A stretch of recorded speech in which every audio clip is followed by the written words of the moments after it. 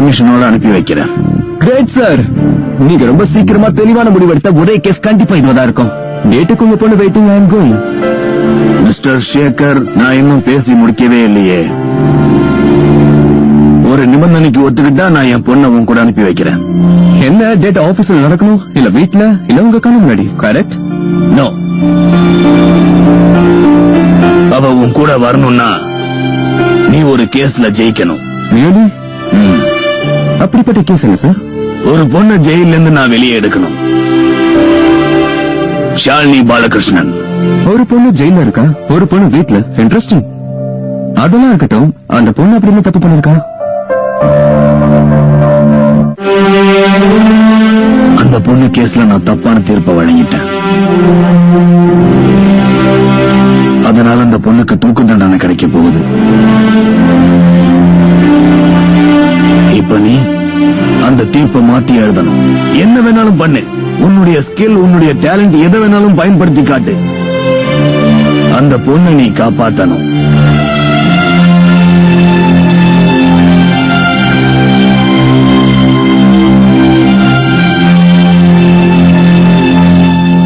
Smart move sir. பொண்ணு டேட்டுக்கு அனுப்ப கூடாதுன்றதுக்காக நீங்க மிஷன் இம்பாசிபிள் கொடுக்குறீங்க. ஒரு தூக்கு தண்டனை கைதியை காப்பாத்துறது எவ்வளவு கஷ்டம் உங்களுக்கு என்ன தெரியும்? ஆமா தெரியும்.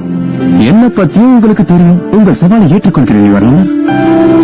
யோசிச்சுக்கோ, இந்த மாதிரி கேஸ வாதாடுறது ரொம்ப கஷ்டம். உனக்கு ஆதாரம்னு சொல்லிக்க கூட எதுவும் கிடைக்காது.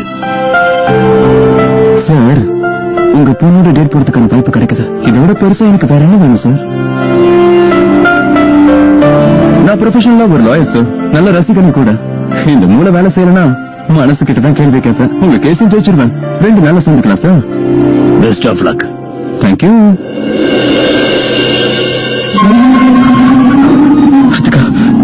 இன்னும் 2 நாள் அவளை தூக்கில போட போறாங்க.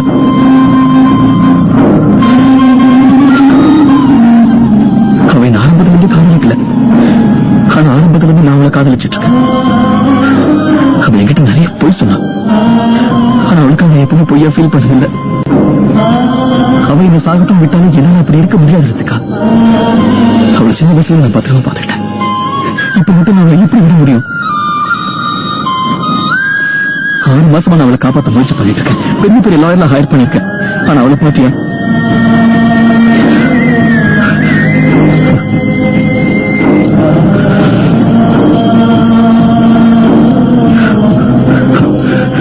சாரி, என்னால எதுவும் பேசாம இருக்க முடியல. ரவி, நீ எனக்கு சாரி சொல்ல வேண்டிய அவசியமே இல்ல. சாரின்னு நான் தான் ஃபீல் பண்ணணும். ஏன்னா உங்க இந்த சிச்சுவேஷனுக்கு காரணமே நான் தான். 6 மாசத்துக்கு முன்னாடி என்ன சமாதானப்படுத்தின, என் வேதனையை புரிஞ்சுக்கிட்ட, அதை ஷேர் பண்ணிக்கிட்ட, என் லைஃபையே இப்போ ஷேர் பண்ணிட்டு இருக்க. ரவி, நம்ம 2 பேரும் எந்த மாதிரி ஃப்ரெண்ட்ஸ்னா, 2 வேற வேற பெயின்ஃபுல் லைஃப்ஸ் ஒரே ஜேர்னில போயிட்டு இருக்கு. நம்ம 2 பேருக்கும் வர பிரச்சனைகளை மாத்தி மாத்தி சப்போர்ட் பண்ணிட்டு இருக்கோம். அப்படி நாம வேதனைகளை பகிர்ந்துகிட்டு இருக்கும் போது சொந்த வேதனையை ஷேர் பண்ணிக்கிறதுல எந்த தப்பும் இல்ல.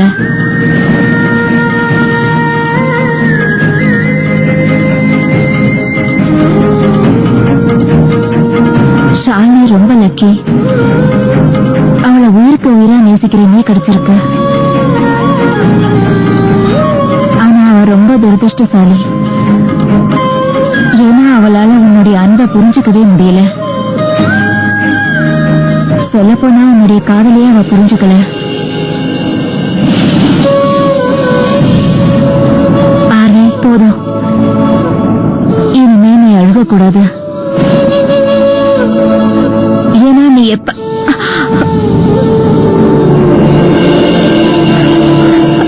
ரவி, என்னாச்சு? என்னாச்சு? Oh my God, ரவி, வயித்துல இருக்கிற குழந்தை என்ன உதைக்குது. இப்பதான் என்ன எட்டி உதைச்சது. சரி, உதைச்சது உங்களுக்கு கரெக்டா தெரியுமா? அட, என்னால ஃபீல் பண்ண முடியுது. நம்ம குழந்தை இப்போ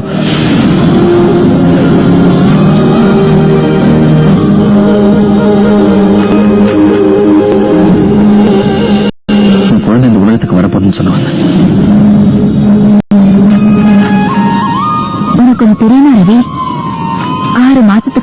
இந்த வீட்டுக்கு வந்தப்போ இந்த குழந்தை என்னோடது. ஆனா இங்க வந்ததுக்கு அப்புறம் எவ்வளவு அன்பு கிடைச்சிருக்கு, எவ்வளவு சப்போர்ட் கிடைச்சிருக்கு. இப்ப இந்த குழந்தை நம்மளோடதுன்னு தைரியமா சொல்ல முடியும். நாம 2 பேரும் சேர்ந்து கஷ்டத்தை ஷேர் பண்ணிக்கிட்டோம், அதே மாதிரி இந்த சந்தோஷத்தையும் ஷேர் பண்றோம்.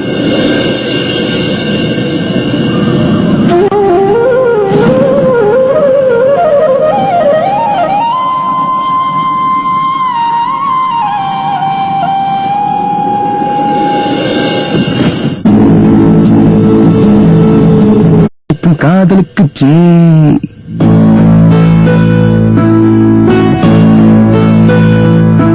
இன்னும் 2 நாள் தான் பேபி. 2 நாளைக்கு நான் வேலை செய்யறேன், நீ நல்லா rest get some beauty sleep. அப்பதான் டேட்ல நீ இன்னும் ரொம்ப அழகா இருப்ப. ஸ்டாப். நான் போய் டேட பாத்துட்டு வரேன்.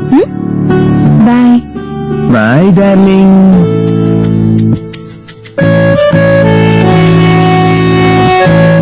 ஷாலினி பாலகிருஷ்ணன்.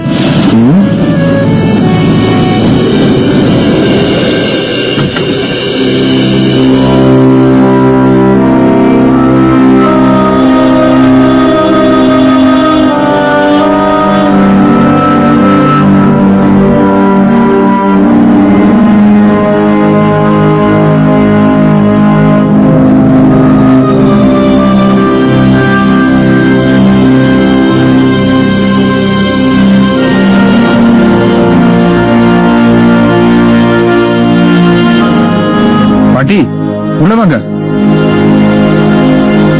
பாட்டி என்னாச்சு? உள்ள வாங்க பாட்டி. டேய், எங்களை எங்கடா கூட்டிட்டு வந்திருக்க? பாட்டி இனி இதுதான் நம்ம இருக்க போற வீடு. இது என்ன வீடா இல்ல குருவி கூடாடா? நம்ம வேலைக்காரங்க தங்குற அவுட் ஹவுஸ் எவ்வளவு பெருசா இருக்கும். இந்த சின்ன வீட்டுல இத்தனை பேர் எப்படிடா சேர்ந்து வாழ முடியும் சொல்லு. இன்னமும் நீங்க அந்த வீட்டை பத்தியே நினைச்சிட்டு இருக்கீங்களா அத்தை? சாகுற வரைக்கும் நினைச்சிட்டு இருப்பேன், கடைசி வரைக்கும் நினைச்சுக்கிட்டு தான் இருப்பேன். ஏன்னா அது என்னோட வீடு. என் பிள்ளை பாலகிருஷ்ணன் கட்டி கொடுத்தான். 6 மாசத்துக்கு முன்னாடி அந்த அம்பிகா முன்னால நீ தலை குனியாம நின்னு இருந்தா நம்மள அந்த வீட்டை விட்டு துரத்துற அளவுக்கு அவளுக்கு தைரியம் வந்திருக்குமா சொல்லு. ஆனா நீயும் நீ பெத்த பொண்ணு சேர்ந்து என்ன பழி வாங்கறதுக்குன்னே பிறந்திருக்கீங்க போல இருக்கு. ஒரு பக்கம் உன்னோட பொண்ணு, அவளால 2 வேளை சாப்பாடு கூட இல்லாம ஆயிட்டோம். இங்க அங்கன்னு சுத்திக்கிட்டே இருக்கோம். யூர் ரைட் அத்தை. செய்யறது ஒருத்தர், அனுபவிக்கிறது வேற ஒருத்தர். Mathesh, you please do something. எனக்கு இங்க இருக்க முடியாது, ஒரே புழுக்கமா இருக்கு. நல்ல வேலைய மகேஷ் நிஷாவை அவங்க வீட்டுக்கு கூட்டிட்டு போயிட்டான். இல்லன்னா இப்படி ஒரு வீட்டுல என் பேத்தியோ அவளோட குழந்தையும் இருந்திருந்தா என்ன ஆயிருப்பாங்க. அட கடவுளே, ஏன் பத்மாவதி உனக்கு வேற இடமே கிடைக்கலையா? அத்தை, நம்ம கிட்ட இருக்கிற பணத்துக்கு இதை விட நல்ல இடம் கிடைக்கவே கிடைக்காது. ஹோட்டல்காரங்க நமக்கு எக்ஸ்ட்ரா படுக்க கொடுப்பாங்க. இனிமே இந்த ரூம்ல தான் நம்ம எல்லாரும் அட்ஜஸ்ட் பண்ணிட்டு வாழ்ந்தாகணும். என்ன? ஆனா எத்தனை நாளைக்கு? நாம தங்கறதுக்கு வேற ஒரு இடத்தை ஏற்பாடு பண்ற வரைக்கும் இங்கதான் இருந்தாகணும். எல்லாரும் கேட்டுக்கோங்க, இதுதான் நம்ம வாழ்க்கையுடைய உண்மை. ஷாலினி என்ன செய்யணுமோ அது செஞ்சுட்டு போயிட்டா. ஆனா இனிமே நம்ம வாழ்க்கைக்கு நாம தான் ஏதாவது செய்யணும். நீ என்ன சொல்ல வர? நாமளே ஏதாவது செய்யணும்னா ஒழுங்கு மரியாதையா ஷாலினி என் பேச்சு கேட்டு அப்பவே விவாகரத்து வாங்கியிருந்தா இன்னைக்கு நமக்கெல்லாம் இப்படி ஒரு நிலைமை வந்திருக்காது. புரியுதா? அவ நிம்மதியா ஜெயில போய் உட்கார்ந்துட்டா, நாமெல்லாம் இங்க இருந்து தண்டனை அனுபவிக்கிறோம். அத நான் என் பொண்ணை என்னைக்கும் சப்போர்ட் பண்ண மாட்டேன். ஏன்னா எனக்கு எல்லாமே தெரியும். தான் வாழ்க்கையில அவ மிகப்பெரிய தப்ப செஞ்சிருக்கா. அதை விட அவ பெரிய குற்றம் பண்ணிருக்கா.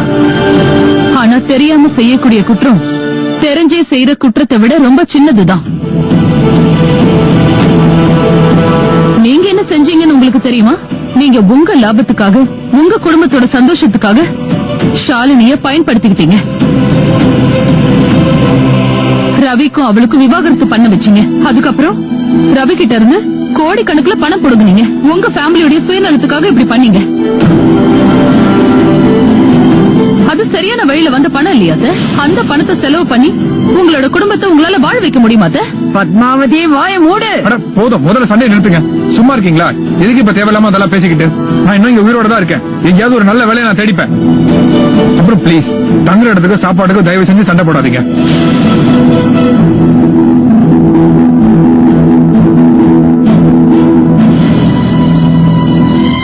கூடிய சீக்கிரம் தங்க வேற ஒரு இடத்தை நான் பார்த்தாகணும்.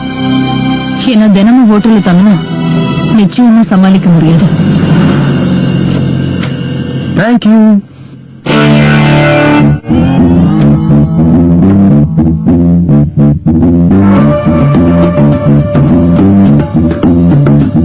ஹலோ, நேத்து ராத்திரி ஜட்ஜ் அங்கிளை பார்க்க வந்த அந்த போலீஸ் நீங்க தானே?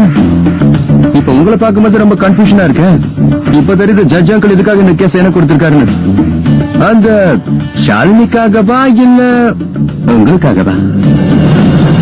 அது அவங்கள சந்திக்க ஏற்பாடு பண்ணுங்க. நான் அவங்க கிட்ட முக்கியமா பேசணும். ஷாலினி 5 நிமிஷத்துக்கு மேல எந்த வக்கீல் கிட்டயும் பேச மாட்டா. இன்ஃபேக்ட் கேஸ ஜெயிக்க அவளுக்கு விருப்பம் இல்ல. நீங்க வேற ஏதாவது வழியை தேடுங்க. அது வேற ஒண்ணு இல்ல. இதுவரைக்கும் என்ன மாதிரி அழகான ஒரு லாயரை பார்த்திருக்கவே மாட்டா. ஃபர்ஸ்ட் மீட்டிங் அரேஞ்ச் பண்ணுங்க. அப்புறம் பாருங்க, என்ன பார்த்த உடனே பாதி கேஸ்ல அவ ஜெயிச்ச மாதிரி ஃபீல் பண்ணுவா. தான் வாழணுங்கிற ஆசையை தூக்கி போட்ட ஒரு பொண்ணு மனுஷங்க இல்ல, கடவுள் கூட காப்பாற்ற முடியாது. அந்த கிழமை எதுக்காக இந்த கேஸ்ல கோத்து விட்டான்னு இப்பதானே புரியுது. ஏதோ தெரியாம நான் இவ்வளவு தூரம் வந்துட்டேன் மேடம். நீங்க கொஞ்சம் பெரிய மனசு பண்ண. சரி வாங்க. After you.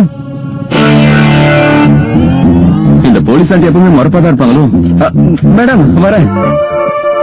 ஒரு நிமிஷம் இங்க வா. கேட்ட தர.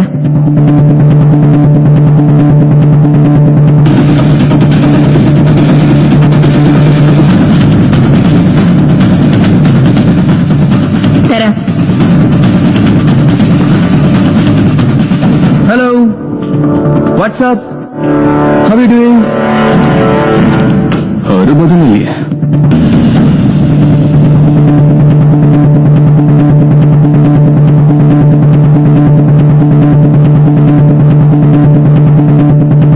யாரு?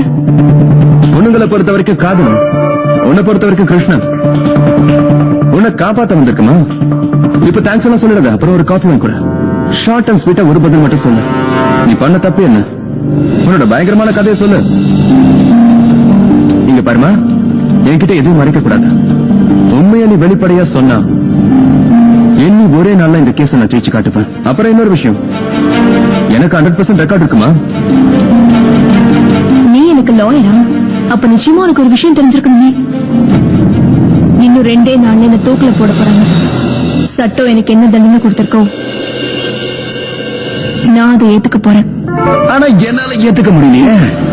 ஒவ்வொருத்தரும் பிறக்கிறது சாவறது எல்லாமே நானும் கையில தான் இருக்கேன்.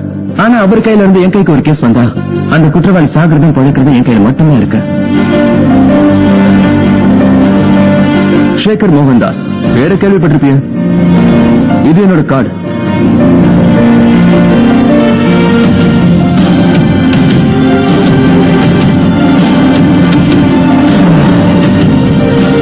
நீ யாருக்காகவோ சாக ரெடியா இருக்கிறதா கேள்விப்பட்ட? இந்த தியாகம் ஒரு ஆம்பளைக்கா? டார்லிங், யாருக்காக சாக விரும்புற? நீ யாருக்காக சாக விரும்புறியா? உயிரோட இருப்பான், நீ மேல போய் சேர்ந்துருவ. ஆனா அவன் இன்னொருத்தர காதலிப்பான். ஐ மீன், அவன் சந்தோஷமா இருக்கிறதுக்கு நீ எதுக்காக சாகணும்? அவனை சந்தோஷமா பார்க்க விரும்பினா அவனை அப்படியே விட்டுரு. அவன் லைஃப் அவன் பாத்துக்கோ, உன் லைஃப் நீ பாத்துக்கோ. பாக்கிறதுக்கும் நல்லாதான் இருக்க. இனிமேலும் உன் பின்னாடி சுத்தி தான் இருப்பானுங்க. நீ வெளியே வந்து அவங்க எல்லாரும் நிமிர்ந்து பார்க்கணும், அவ்வளவுதான்.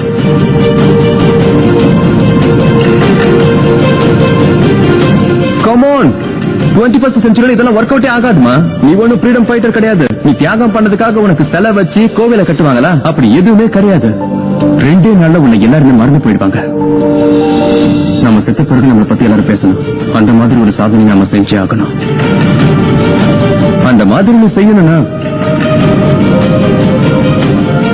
முதல்ல உயிரோட இருந்தாகணும்.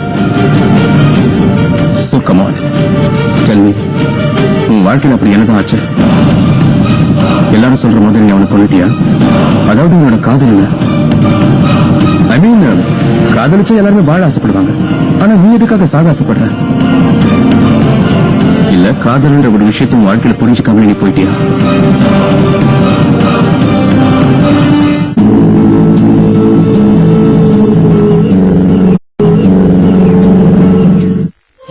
காதல் நமக்கு ஒரு புது வாழ்க்கையை கொடுக்கும். அந்த வாழ்க்கைக்காக அதுல சாகிற நிலைமை வந்தா தப்பு இல்ல.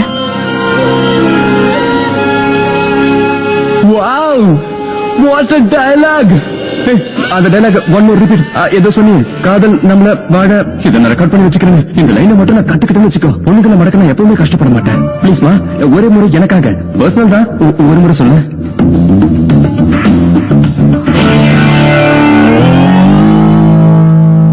காதல் மேல இவ்வளவு நம்பிக்கை வச்சிருக்கிற ஒரு பொண்ணு வாழ்க்கை மேல எதுக்காக இவ்வளவு கோவப்படுற? உனக்கு காதல்னா என்னன்னு தெரியுது, ஆனா வாழ்க்கைன்னு என்னன்னு புரியல. இதுக்காக சாவ தேடி போற? கம் ஆன் மா, ப்ளீஸ் ஏதாவது சொல்லு. என்னோட காதல் எனக்கு வாழ இல்ல, சாகதா கத்து கொடுத்திருக்க. நானே சாக ஆசைப்பட்டுதான் இங்க இருக்கேன். அதுல உனக்கு என்ன ப்ராப்ளம்? எனக்கு எந்த டிஃபென்ஸ் லாயரும் தேவை கிடையாது. சோ தேவையில்லாம உன் டைம் இங்க வேஸ்ட் பண்ணிட்டு இருக்காத. அக்கா, இவரை இங்க இருந்து கூட்டிட்டு போயிடுங்க. நான் யார்கிட்டயும் எதுவும் பேச விரும்பல.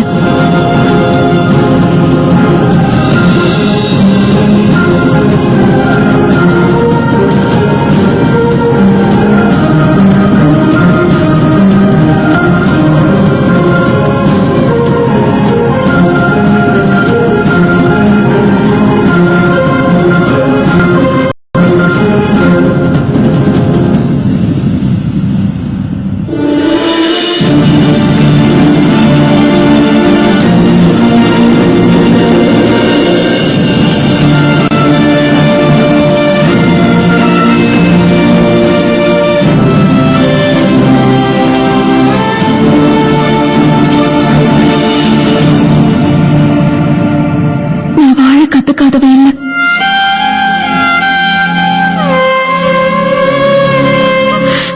ஆனா என் காதல் மேல ஒரு சின்ன கரப்படவும் நான் விட மாட்டேன்.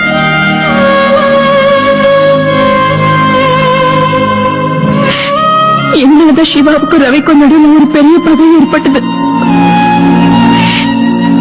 என்னாலதான் அன்னைக்கு சிவா தேவையில்லாம ரவி கூட சண்டை போட்டு என்னாலதான் சிவா செத்தும் போயிட்டான்.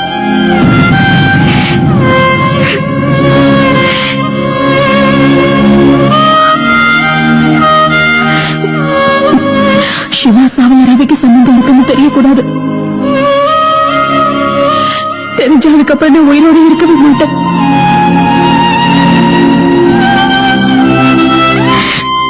அதனால்தான் வாழ மறுக்கிறேன்.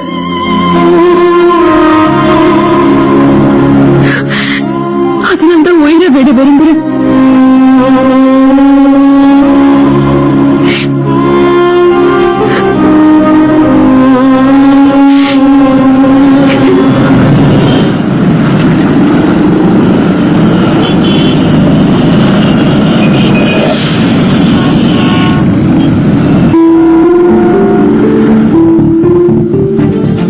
எத்தனை நாளைக்கு உன் நகையை வித்து வித்து வாழ்க்கை ஓட்ட போற?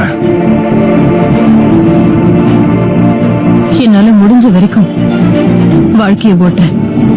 ஆனா என் குடும்பத்தை நடு ரோட்ல நிக்க வைக்க மாட்டேன். என் புருஷன் உயிரோட இருந்த வரைக்கும் அவர் தன் குடும்பத்தை ரொம்ப நல்லபடியா பாத்துக்கிட்டாரு. அவர் இறந்து போனதுக்கு அப்புறம் அந்த பொறுப்பு இப்ப என் கையில இருக்கு. சந்தோஷ் வேலை தேடிட்டு இருக்கானோ, அவனுக்கு ஒரு நல்ல வேலை கிடைக்கிற வரைக்கும் நான் எல்லாரையும் ஒரே இடத்துல இருக்க வைக்க முயற்சி பண்ணிட்டு இருப்பேன். அப்படி பண்றதுக்கு எனக்கு பணம் தேவைப்படும் இல்லையா? அதனாலதான் என்னுடைய நகைகளை நான் விக்கிறேன். எனக்கு புரியுது, இருந்தாலும் குடும்பம் நடத்துறதுக்கு இது வழி கிடையாது. எனக்கு தெரியும்.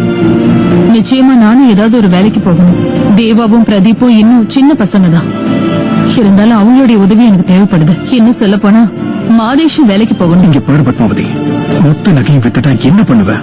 நீ வேற ஏதாவது என்ன? உங்களுக்கு வேற ஏதாவது நல்ல வழி தெரியுமா? தெரியும். நான் தனியா தான் இருக்கேன். நீ வேணும்னா என் வீட்டுக்கு வந்துரு. உங்க வீட்டுக்கா? Oh my God, what a beautiful thought. மறுபடியும் சொல்ல, மறுபடியும் கேட்கணும் போல இருக்கு. காதல் நமக்கு ஒரு புது வாழ்க்கையை கொடுக்கும். ஆனா இந்த ஒரு வாழ்க்கைக்காக நாம கண்டிப்பா உங்களுக்காக செத்துதான் ஆகணும். ஓ ஷேகர், திரும்ப திரும்ப இந்த வரியை கேட்டுக்கிட்டே இருக்கணும் போல இருக்கு. காதலுங்கிற இந்த டாபிக்ல நீ இவ்வளவு சென்சிட்டிவா இருப்பேன்னு நான் எதிர்பார்க்கவே இல்ல. It's just a beginning, darling. நீ என்ன சந்திக்க வரும்போது நான் உன்னை அப்படியே இன்ஸ்பயர் பண்ணி தள்ளிடுவேன். ஐ மீன், என்னை பத்தி நீ ரொம்ப நல்லா தெரிஞ்சுக்குவ. ஓ ஷேகர், பட் நீ அப்பா கொடுத்த சவாலை நிச்சயமா நிறைவேற்றிடுவல்ல? Don't worry baby. உங்க அப்பனோட சவாலை நிறைவேற்றினதுக்கு அப்புறம் தான் உரிமையோட உன்னை தூக்கிட்டு போக போறேன். You know, நீ எந்த அளவுக்கு ரொமான்டிக்கா இருக்கியோ அந்த அளவுக்கு வேடிக்கையானவனும் கூட. You're too good to resist. And she's tough to handle. என்ன? ஒண்ணு இல்ல, இந்த சவால்ன்ற கேஸ் ஹேண்டில் பண்ணல, அதை பத்தி சொன்னேன். See you soon. Bye. Bye.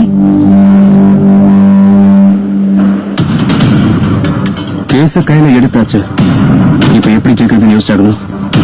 அதுக்கு முதல்ல ஷாலினி அவ லாயர் அக்செப்ட் பண்ணியாகணும். ஆல்ரெடி 48 மணி நேரத்துல 5 மணி நேரம் முடிச்சு போச்சு. இப்ப என்ன பண்றது? அவளை எப்படி சமாதானப்படுத்துறது?